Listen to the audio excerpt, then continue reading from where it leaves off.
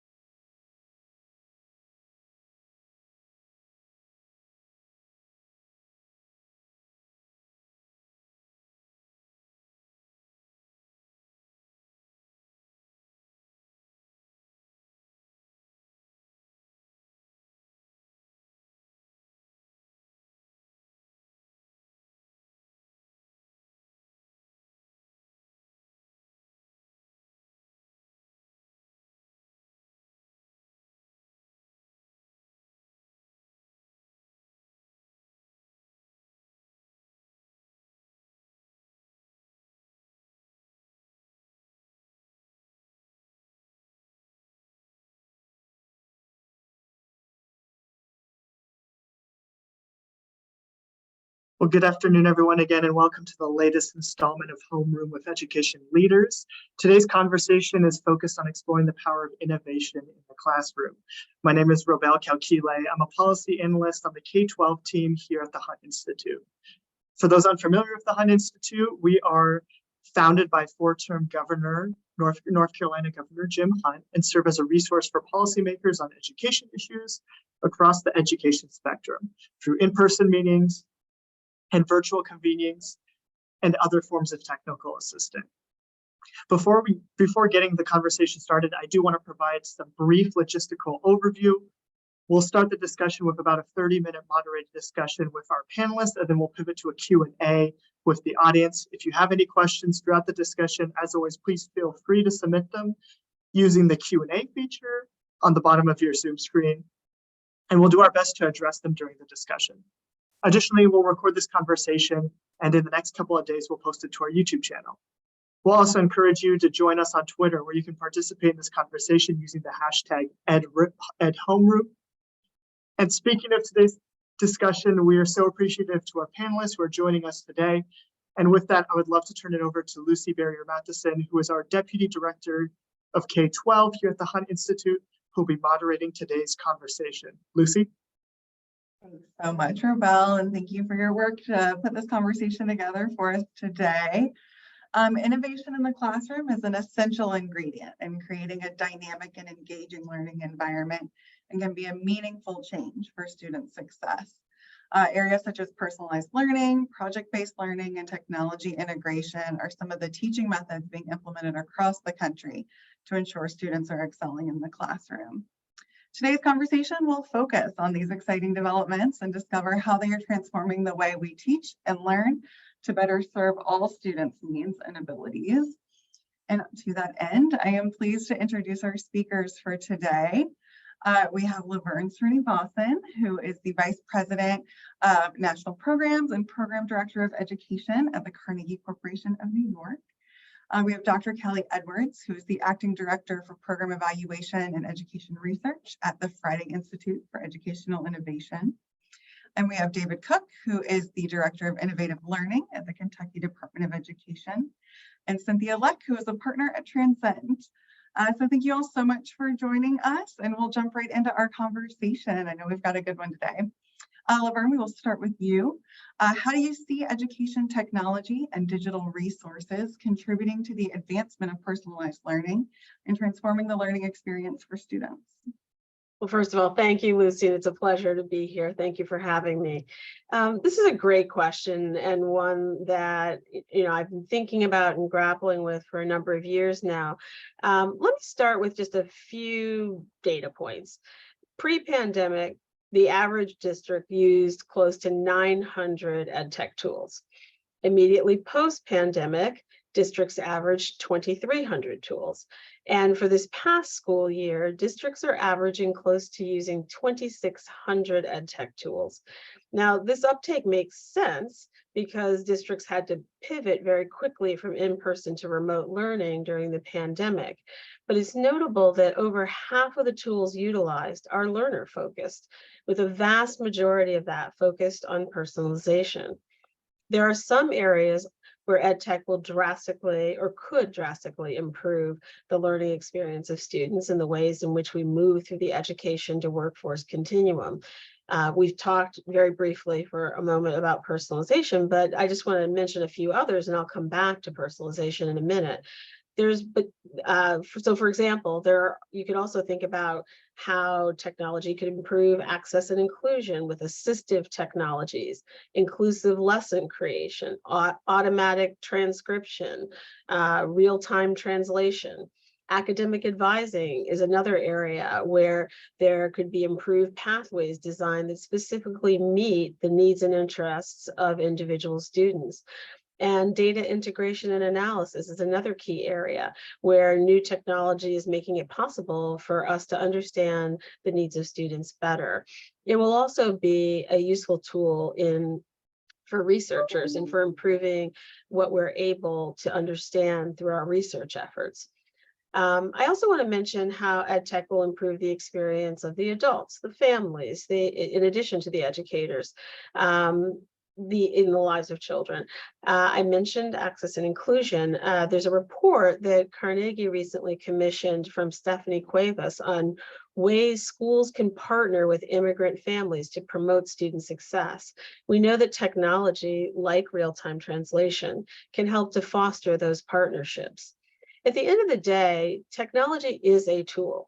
And when I led an ed tech company a number of years ago, and I used to find it so interesting, my team would come back and they'd say, Laverne, they're not using the technology the way we intended. They're not using it with fidelity.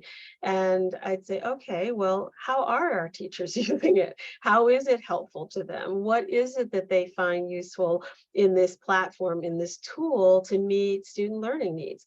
Because the platform enabled them to differentiate learning, but it did so, and you're thinking this is now probably 2012 I'm talking about, so that's that's a little over 10 years ago.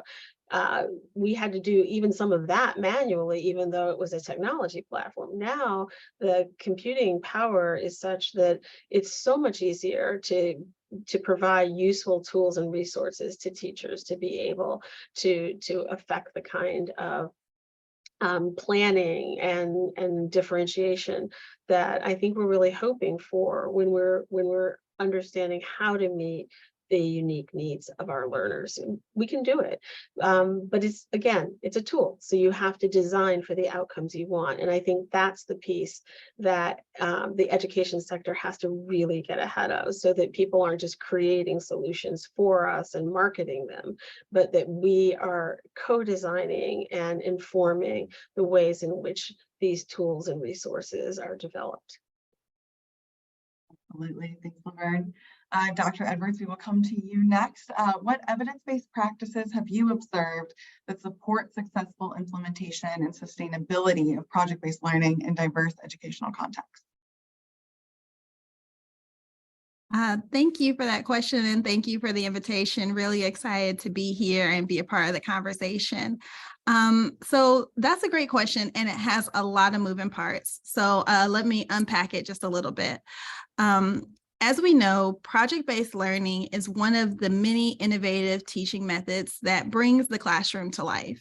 In project-based learning, students gain knowledge and skills by working for an extended period of time to investigate and respond to a problem or a challenge. And that problem or challenge is going to be authentic, it's going to be engaging, and it's going to be complex.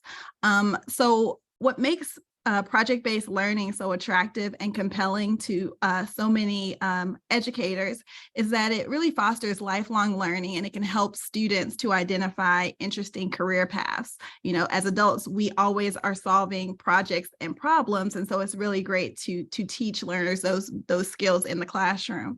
And so a part of my role at the Friday Institute is that I lead a team of researchers and evaluators, and much of our work centers on this idea of educational innovation. And so in my career, I've observed several factors that really promote successful implementation and sustainability of project-based learning, but also many other educational innovations. And so for purpose of our time today, I'll just highlight 3 of those, but I'm happy to have conversation about a number of others as well. The first key factor is having strong support from the instructional leader. And so in a school environment, that's typically going to be your principal, right? They are the person who establishes the tone. They set the standard. They have a big influence of the culture of a school environment.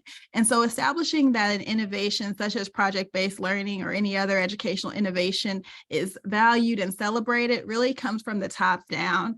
And not just knowing that it's valued and celebrated, but also that there's a grace for when things don't go exactly according to plan, because we know with any kind of innovation, there may be hiccups, right? There may be pivots that need to be made along the way. And so really having that strong support from the instructional leader is critical to success. The other key is aligning the program or the project with whatever the existing school priority is. We know that teachers are inundated right now, right? They are so busy. And so we don't want to add on anything additional that really takes away from their main priorities. So how can we make project-based learning or any educational innovation embedded or aligned to the existing school priorities? I'll give an example. There was a research and evaluation study that I conducted with a magnet school, and their theme was the 7 habits of highly effective teens. And so everything that they did at the school was somehow related to that theme. And so when we were working on this project, we wanted to embed that model into their existing theme. And by doing that, when we did our focus groups and our interviews with the teachers at the end of the year, they felt that instead of it being something additional, it was really just a part of their daily work. It became embedded in what they did. And that really helps with sustainability. We don't want this to be a project or initiative that you start one year and then you start something else the next year. But how do we have that long-term impact? And the last factor that I'll highlight is identifying on-the-ground champions and teacher leaders.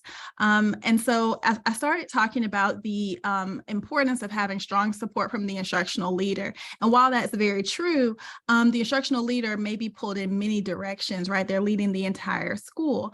And so having those on-the-ground champions and teacher leaders can really help educators to delve into some of those day-to-day factors when you're actually doing project-based learning or when you're actually implementing an innovative program. As I mentioned, there may be things that come up that are unexpected and we may need to pivot. And a lot of times having those on the ground people, be them the mid-level administrators or teacher leaders, can really make a difference and help with success. So I'm again happy to talk more about a lot of other factors, but I think those are really the 3 key ones that we can focus on for our time today. Thank you so much, Dr. Edwards. David, we'll come to you next. Can you share some examples of strategies that you have found effective for building a supportive infrastructure and professional development opportunities to empower educators in implementing innovative learning approaches? Oh, David, you're muted. Always do that. How many years are we into this pandemic Zoom world?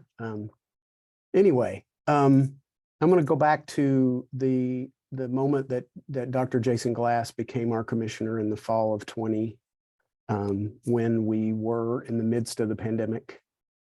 And Dr. Glass came in with a very clear vision, and he had been looking at for a long time what we've been doing things the same way for a long time in education, especially at the system level. What's something we could do differently to affect a greater amount of change? So he decided that the first thing that has to happen is the vision of education can't be the Department of Education's vision, because that's one of the things that's been the problem, is that we've sort of tried to work from the inside out when we know that communities are where the actual rubber meets the road. So he went out to the communities and he asked them to tell us what they thought the future of education should look like. And we collected thousands and thousands of responses from parents, community members, politicians, all kinds of folks. And then we had a report commissioned that we never touched. We never looked at it until it was finished. And the cool thing about all of that is that it allows the commissioner to walk around and say, vision of the people of Kentucky, not the Department of Education. So it gives them a little bit of political cover. But at the heart of that were three central ideas. One is that in order for this all to work, we must have more vibrant learning experiences for kids. And everybody so far, Laverne and Callie have talked about the need for deeper learning activities, the need for something more than what we're doing. It's not that we're doing things that are wrong. It's just that it's probably not enough in the world in which we're headed out to. The second thing is that we must completely rethink how we think about assessment accountability at the state and federal level in particular. But part of that is a recognition that we've had a 100% state federal, 0% local accountability model. We need to shift that. We need more balance. We need to talk about what can local communities do to say, this is something we think is important in addition to math scores and language arts scores.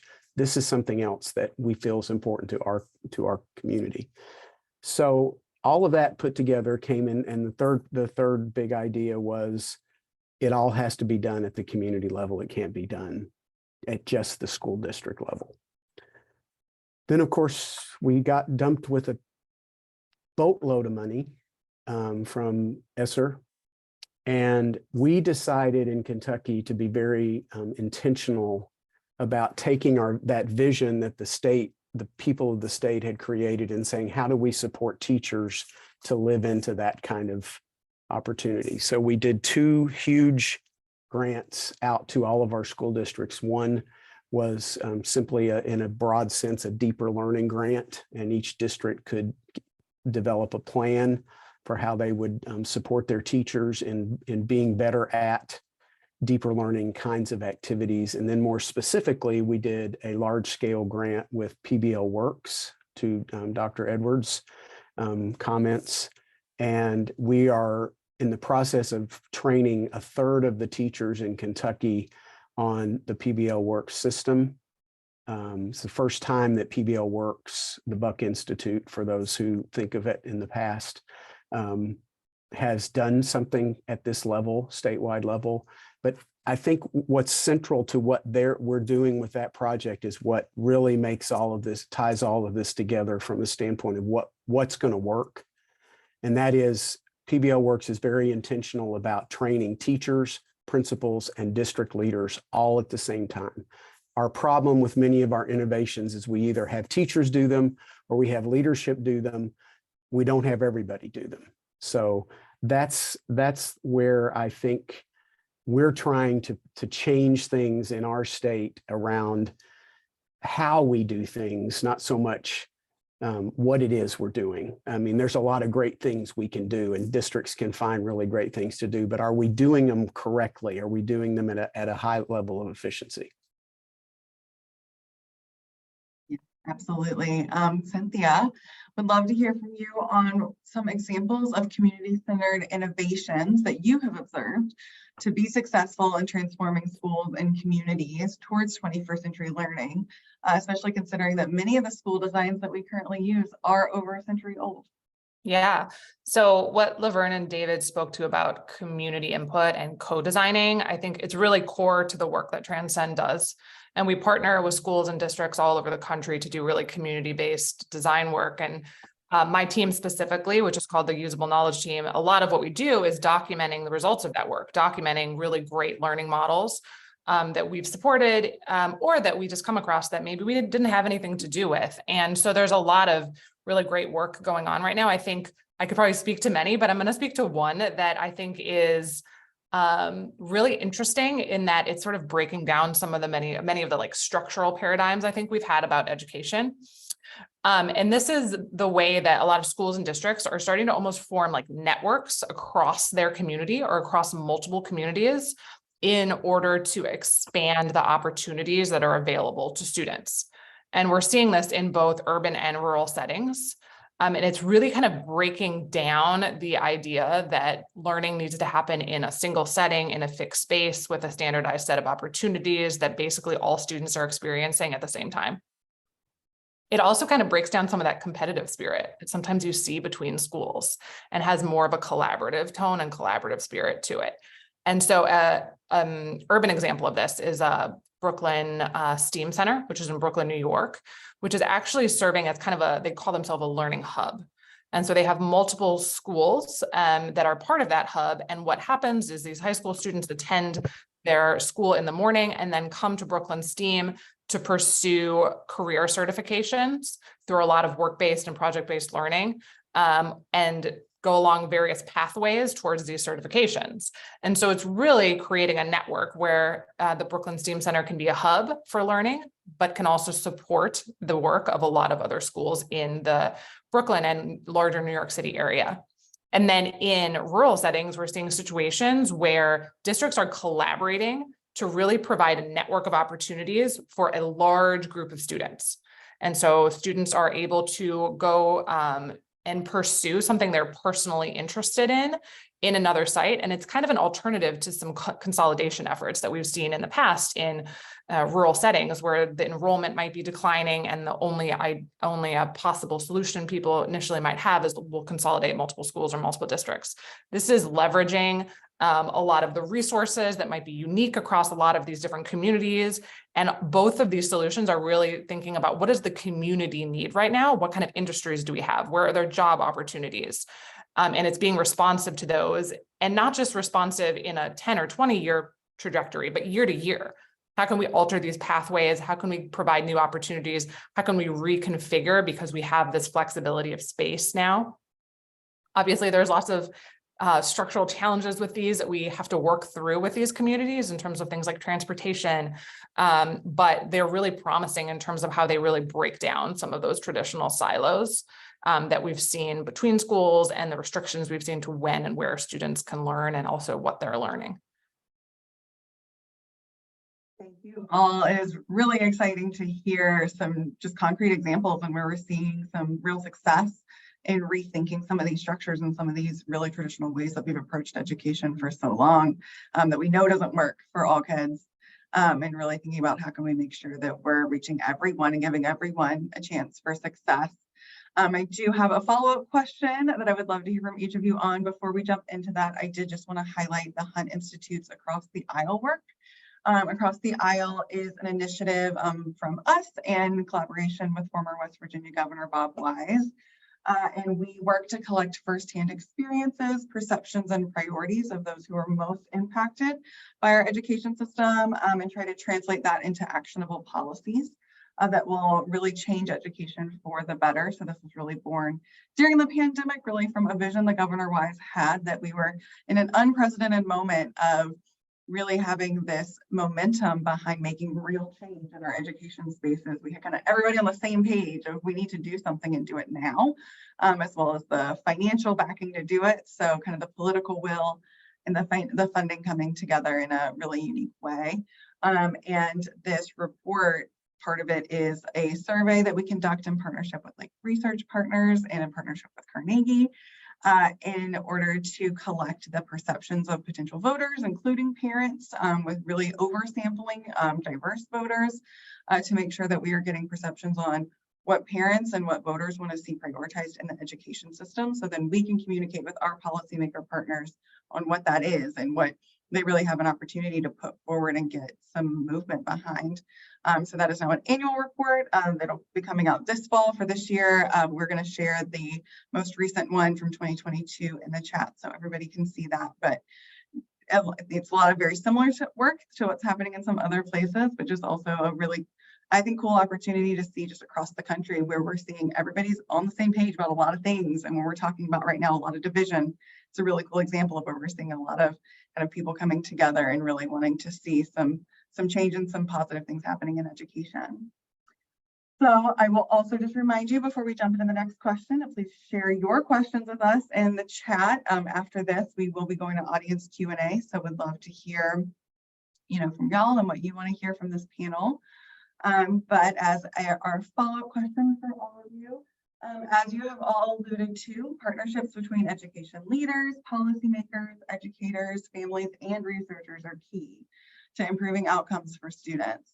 In a rapid world of technology advancement with an example of AI and how quickly we've kind of seen that come on the scene and take over.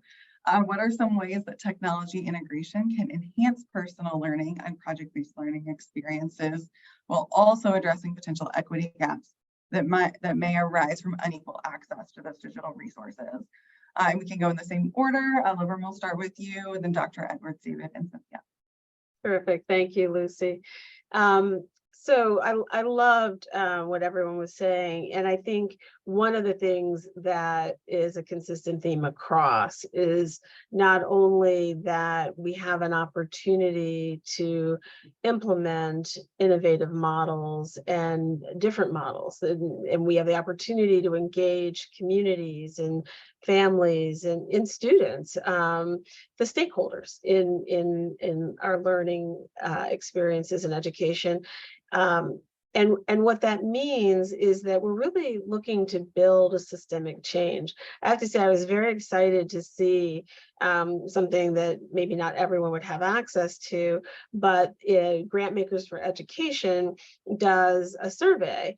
And recently we saw that over almost a little more than 2/3 of funders were saying that they're investing in systemic change. Now, in creating the enabling conditions for systemic change, which was not necessarily the case previously. Now, there's a lot of work to do to figure out what that means, and are we all talking about the same thing, and what is but the key to all of that is what I heard each of my fellow panelists talking about, which is the how.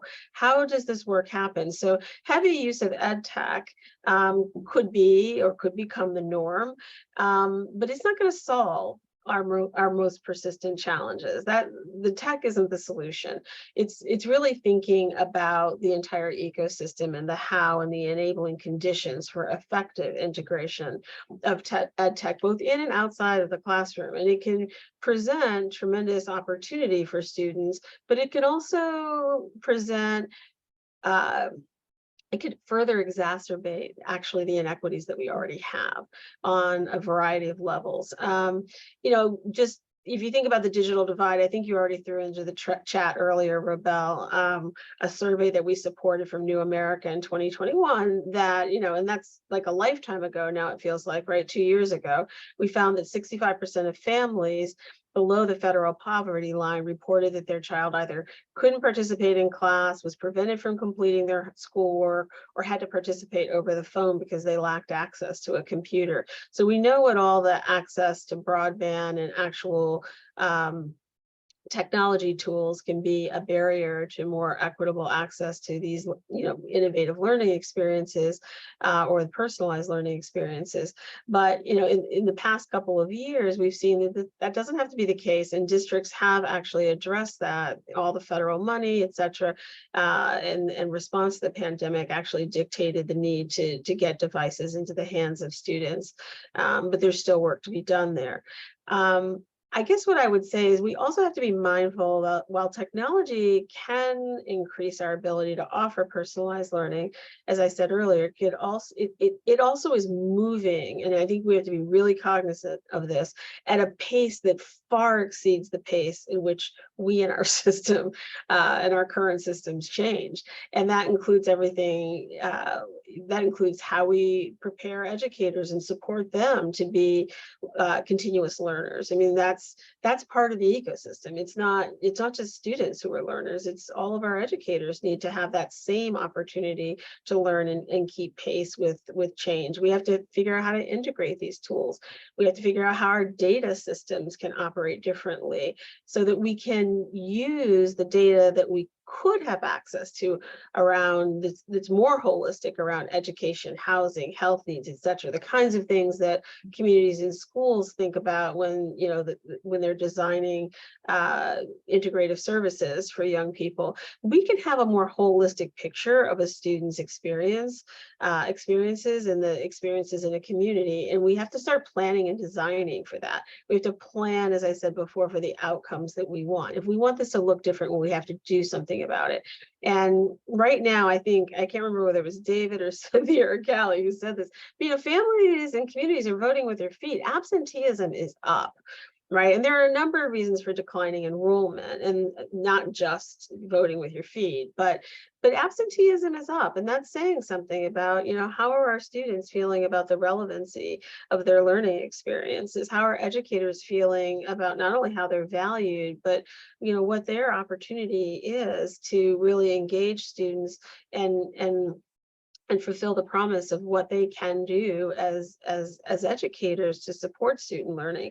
So I think we have to, think about the personalization, the academic advising support. One thing I didn't mention before was out of school time, right? I think others talked about this a little bit, opportunity to close some of those access to opportunity gaps, involves young people, especially the young people who've been well underserved by our systems, to have access to experiences both in and out of school that will close those gaps, that will help them develop the durable skills that they need if we're talking about our secondary students for post-secondary success. So at the end, I think the main thing we have to keep in mind is we have to keep equity at the center of whatever we're doing, because these tools will only be as good as their ability to improve learning experiences and outcome for students who have been furthest away from that opportunity. So I could say more about that, but I'm going to wait and see if there are other questions that come up. So thank you very much for the question, Lucy.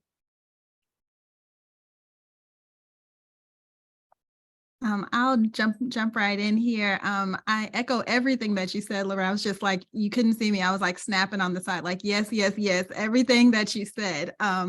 But just to go back to the question, you mentioned at the beginning, these partnerships and between the leaders, the policymakers, the educators, families, researchers being key. And I just wanted to underscore that first, like, absolutely.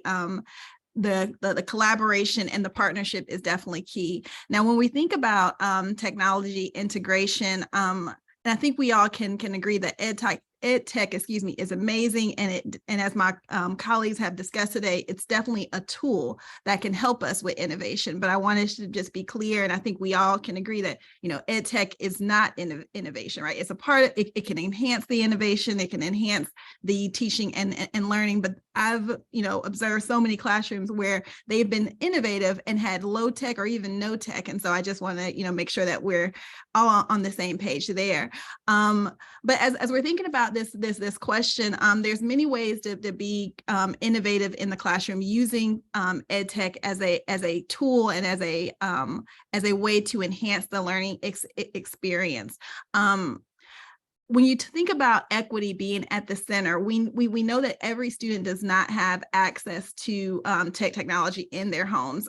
At North Carolina State, at the Friday Institute, I have colleagues who have dedicated their careers to investigating this work and to expanding access. One of my colleagues, Erin Huggins, she's currently leading a 5-year digital equity plan for our state. And a part of that work is, as we mentioned earlier, partnerships, collaborations, doing lots of listening sessions and listening to families across the state about what their needs are. There's another colleague here at the Friday Institute, Ray Zeiss, who leads our technology infrastructure lab, and a part of their work is ensuring that each district in North Carolina has unlimited broadband access to in their classrooms. And just to give you kind of a scope of that, here in North Carolina, we have 115 school districts and over 100 charter schools in the state. So a couple of things to think about is that in the classroom, at least for many of our learners, they do have access to tech. So how can we utilize those opportunities in the classroom to bring in tech, but not have that be something that you have to utilize outside of the classroom? Acknowledging the equity concerns there, and also acknowledging that with innovation, we can still be innovative in our homework and in the things that you have students do at home where you don't need tech. So I think a little bit might be a mindset shift for all of us to consider how are the ways that we can maximize the time that students are in class, provide them opportunities to collaborate, to think creatively, to solve problems, all the things that we have to do as educators and as leaders, and also maximizing the time that they are not in the classroom. How can they be innovative without using those technology tools. And the last thing that I'll share before I pass the mic, I love that you mentioned at the very end of your remarks, Laverne, the idea of like, these are some skills that we want to support in students, but we also have to embody them, right? So this idea of collaboration, thinking creatively and solving problems, while those are great for students to learn, that those are going to be the skills that are going to help us to maximize and leverage this technology, right? It's going to be the collaboration across different stakeholder groups and thinking out of the box. And so I just wanted to underscore that. I think that was such an important point that you raised. So I'm it, right, Kelly? Tag, you're it. Tag, I'm it. Yeah, so this idea of the whole notion of technology, particularly AI and equity, one of the things that we're spending a lot of time here in Kentucky talking about is one of the ways to solve some of that is to ensure that all of our teachers are provided with the kind of professional development they need to embrace technology at a deeper level, and particularly AI. I think that's a way to address the equity gaps, is that if every student has a teacher that understands the right ways to incorporate technology into the classroom, then you're going to have a better shot at equitable situations, even if there is a actual hardware problem or a technology problem. One of my closest friends here at the Department of Ed is our digital officer, and he has, and it's probably a phrase that you've heard a lot lately, but he loves the phrase, AI won't replace teachers, but teachers who embrace AI will replace teachers who don't. And I think there's a lot in that phrase. I mean, it's pretty cute. It's pretty well phrased, but I just think if we as a system don't get behind the notions of the support that we have to have, one of the things we've done in Kentucky is we've really created a infrastructure at the school level. So every school in Kentucky has at least one digital learning coach. So there is a regular opportunity for teachers to get feedback on what they're doing in the classroom. And that has made a huge difference in how things are occurring in Kentucky. But I think when teachers aren't fearful of AI in particular, as we've mentioned, and they embrace it in the right ways and what they want to use it for. And, one of those elements of a lot of personalized learning efforts has to do with the flipping of the classroom, so that we're spending more of our time, teachers and students together, doing the real deep stuff, and that the kind of work that has to be done, the homework, those kinds of things are not stuff we take up time with in class, but we really are diving in deeper to the application of the knowledge. There are a lot of great places that we've already seen AI benefiting us from an efficiency standpoint, with the way we teach kids how to do research, the way we teach kids how to incorporate and bring things together in a much more efficient, fast way, for lack of a better term. So I'm going back again almost to the first question, which is, how do we ensure that the educator in every classroom is prepared in a way that makes them adaptable, so that they can, tomorrow, when there's another new thing that pops in, they have some ability to in their own mind say, I know how to do this. I know how to teach this next thing to these kids, and help them understand it at a level that doesn't make it dangerous for them or somehow harmful for them, but also so that I can better provide support to every kid in my class, and thus attack the equity gap, I guess, from a little bit different perspective. Is what can I as the teacher do to make sure I'm all in terms of knowing what I need to know so that every kid, regardless of their technology, hardware / software discrepancies, I can still provide the support that they need, whether that's here at school or wherever, which is at the end of the day, why ecosystems and what Cynthia and Transcend do a lot of, and thinking about the entire community as the learning environment is so important, because you're going to catch a lot of that digital discrepancy by making sure that the whole community supports the kids, not just the educators.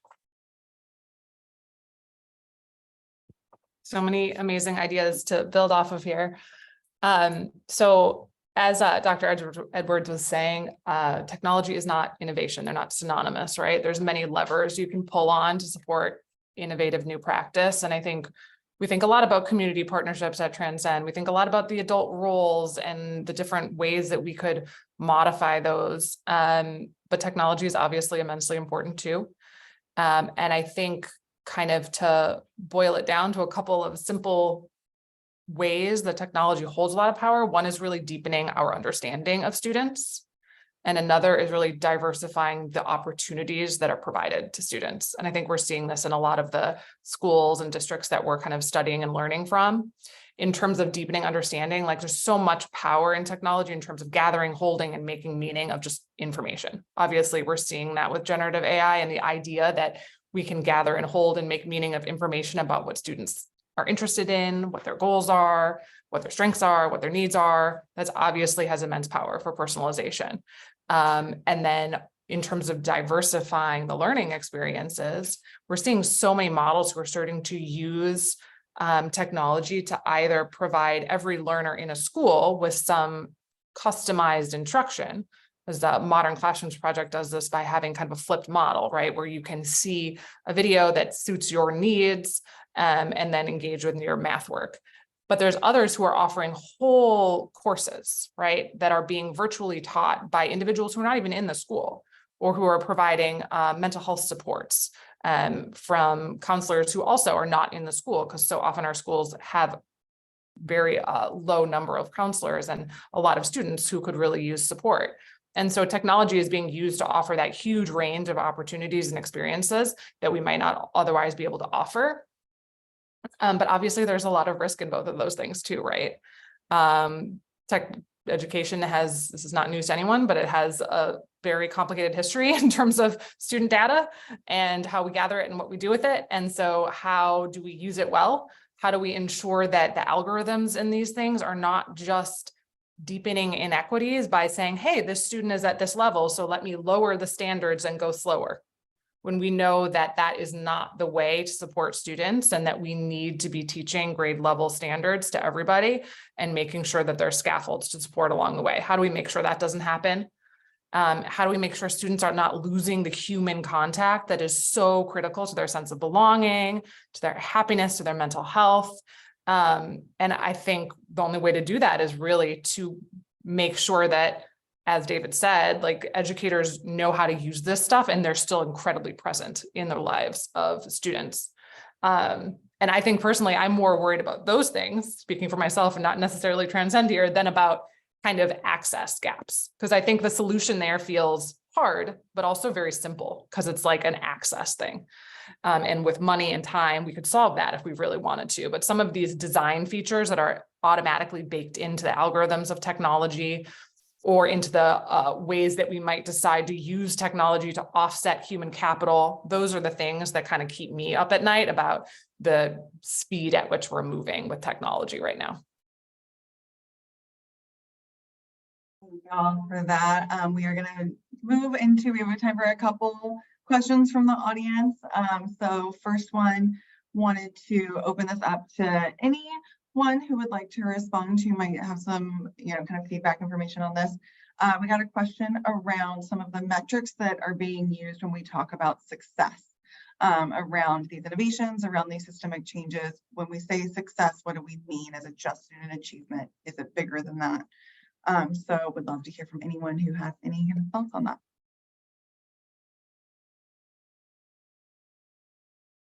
I can start a little bit, which is I'll just bring in some thinking that Transcend's been doing over the last few years. So our organization does not necessarily go in, obviously, I've alluded to this with the community-based work. We don't go in and say, here's a set of practices that we think will be best for your community. But we do go in with kind of a perspective about what we feel like the student experience should be like, in that we feel it should be very rigorous, it should be relevant, it should be really affirming of students' identities. Many things, we call these our leaps, and we feel like schools need to make leaps towards these things, going from rote learning to rigorous learning, things like that. And so a key part of our work now is, how do we assess those things? Are kids having those kinds of experiences? Because there is a lot of research behind each of those items and why they are important for students' motivation, for their cognitive development, and for their overall success. And so even if we may not be able to measure all those other things, their overall success, their cognitive development, their motivation, which can be really hard and to assess in a valid way, we can kind of understand what kind of experiences are they having. And one of the main ways we're doing that right now is through student surveying and asking them, what kind of experience are you having? And does it align to the things that we believe our current theory will support the kind of thriving now and then in the future that we're looking for? So all that to say, really assessing earlier in the kind of causal chain, the actual experiences and the context, and not placing it all on student outcomes, I think is something that we feel is critical right now. I'll just Cynthia, add, oh, go ahead. Go ahead, no, David. go ahead, Lauren. You go ahead. Go ahead. Yeah, Ellen. I just have one quick thing I'm going to add to what Cynthia just said, which is, and that actually, if done well, with quality, and as you noted, Cynthia, paying attention to baked in potential biases or understanding the complexities of the identities of our students. You know, if technology could help us understand and be able to do a little bit more effectively, or at least more efficiently, some of the things you're talking about in terms of assessment of, you know, the various skill levels and competency levels that we're talking about. But again, it has to be designed the right way. Sorry, David, go ahead. No, that's okay. I was just going to kind of piggyback on what Cynthia was saying about one of the things that we're really focusing in on, particularly with this project-based work that we're doing, is looking at the qualitative parts of the qualitative measures that we many times fail to look at. And Cynthia was really hitting on the primary one, which is measuring the quality of the experience that the student is having. And does it take, as Cynthia used, the rote to rigor, we would say in Kentucky, from traditional learning to deeper learning, but it's the same idea. It's, how do I know that this student actually can do something with the thing that they've learned? So we've been done for centuries, tested kids on, I know what the Pythagorean theorem is, but now we're looking at and trying to understand which kinds of experiences help a student apply the Pythagorean theorem in the right ways so that they can use it and make sense of it. Another thing that's happening in a couple of our districts and they're working actually with Cognia on trying to figure out how to actually, in a formal way, assess this, is the measures that tell us that not only those experiences, but the things that the district is doing to support teachers and to support other staff to support kids have some value, that they're not tied, as Cynthia said, always to an outcome, but they're tied to well-being of students, the surveys that Cynthia is talking about, the things that tell us that people feel good about the learning experiences that they're having, which is vitally important beyond simply, I raised my math score. But in doing so, did I become stronger at being a learner? Do I do better at those kinds of things? So that's kind of where we're focusing our attention on. We could always collect, and we're collecting data on how many teachers are participating in the PBL stuff, how many students are being affected by the teachers that are participating, and yada, yada, yada. But we want to know more deeply than that, which of the things that those teachers are doing with those students are having the most impact. So. I know we probably want to get to another question, so I'll make my comments super, super brief. I love everything that my colleagues have mentioned. The only thing that I would add is, in addition to thinking about kind of some of that qualitative data from the student experiences, the more that we are able to see what students can demonstrate to us, and it doesn't have to be only in the student outcome that we traditionally think about, right? Because those take time to see, like changes in scores and those sorts of things. But going back to this idea of project-based learning and being able to kind of think through and work through a problem or a skill, can that student demonstrate that skill? And is there an artifact? Is there a way that we can do some sort of document analysis, content analysis? I mean, there's lots of other things research-wise and evaluation-wise that we can use to kind of see success or see early indicators of success. So just wanted to open that up to the conversation too. Like, of course, we do our traditional mixed methods, surveys, interviews, focus groups, et cetera, looking at student outcome data, but there are some other ways that we can look at success too. Thank y'all. We've got time for about one more question, and kind of the other side of, and really before we really talk about evaluation, implementation is really key. And we know that we all saw the NAEP scores that came out recently. We're all kind of watching really closely at the continued data coming in around impact on student learning from the pandemic. We know we have an urgent need and we have a crisis kind of on our hands right now. So as we think about needing to keep these high standards, needing to make sure that students are accelerating, but also wanting to rethink and rechange and really innovate in these areas and in our systems, how do we do that at the same time? What are kind of some keys and things that we should think about around implementation to ensure that we're still ensuring that students are succeeding, accelerating as teachers, administrators, all of the adults that are part of this are kind of learning how to do this differently, and we're putting these new structures in place.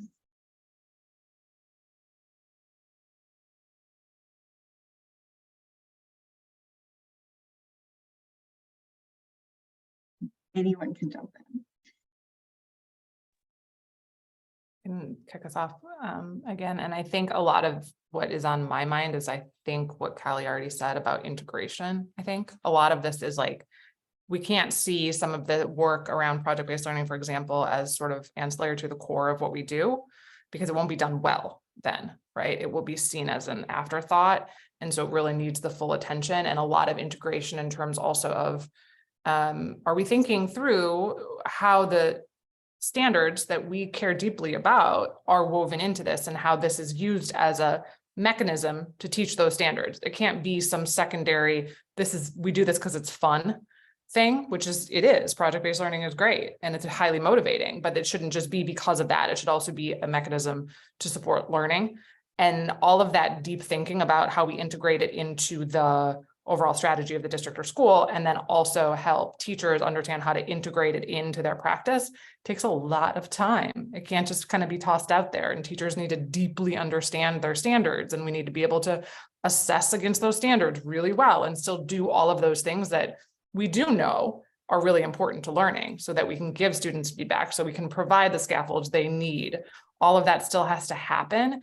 And I think a lot of it just comes down to making the time and allowing teachers to do the deep work and thinking and planning they need to do it well. Because if it's just done as a afterthought, it's going to be done poorly, and then everyone's going to blame it when it was really the implementation of it.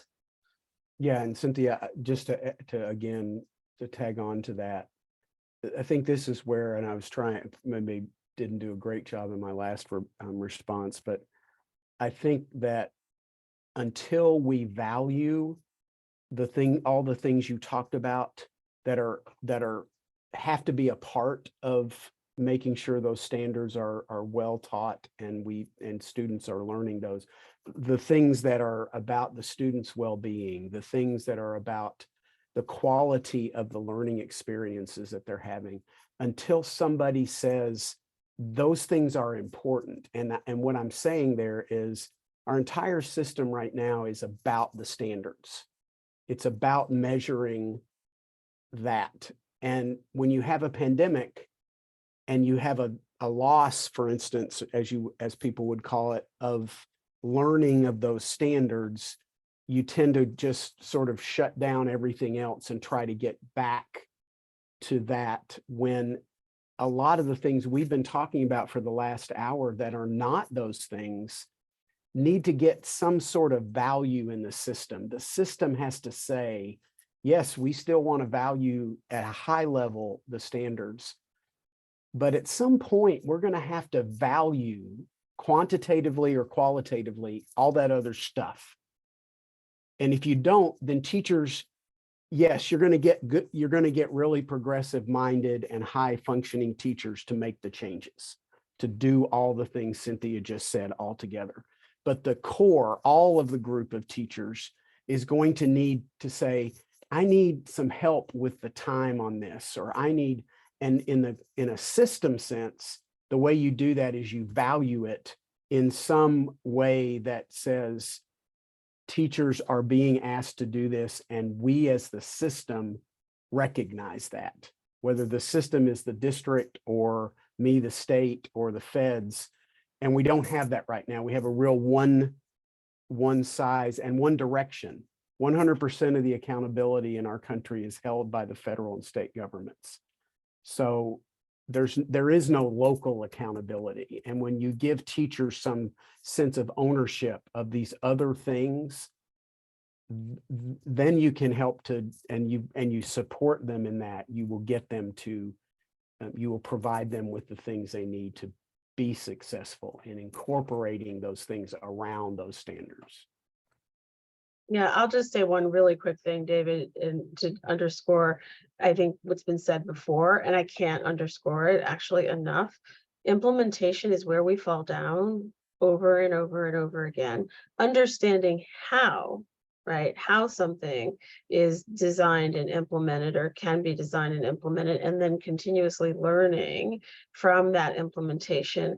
Again, not historically our greatest strength at a systemic level. Lots of people do this well in lots of places around the country, no doubt about it, but we cannot underscore that. I can't tell you how many times I have talked to veteran educators, or reformers, or whatever you who said, oh yes, we tried that and it didn't work. And then I say to them, well, how did you try it? Let's see if we can understand, like, what went into that, what were the supports, what were the resources, where's the alignment. We throw so much on schools and districts and educators and say, look, here are the 12 solutions we have to what you need to be able to change the outcomes for students. But to your point, David, until we value the holistic understanding of what really is going to support student success, then we won't do it, and we won't design for it.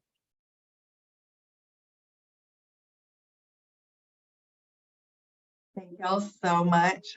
Really appreciate it. Appreciate your time today. Really appreciate everyone who attended for this conversation. Thanks for being with us. I will turn it over to Rebel to close us out. Thank you, Lucy, and thank you to our panelists. Before closing today's discussion, I do want to turn everyone to our upcoming K-12 webinars.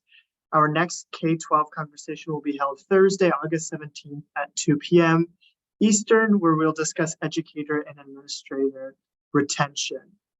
We'll drop the registration link in the webinar chat below. We also do encourage you to join us for our other upcoming Hunt Institute webinars, which are listed on the screen. You can register for these discussions by going to our website, which we'll also post in the chat. Thank you again for joining us, and we hope to see you again soon. Thank you, everyone.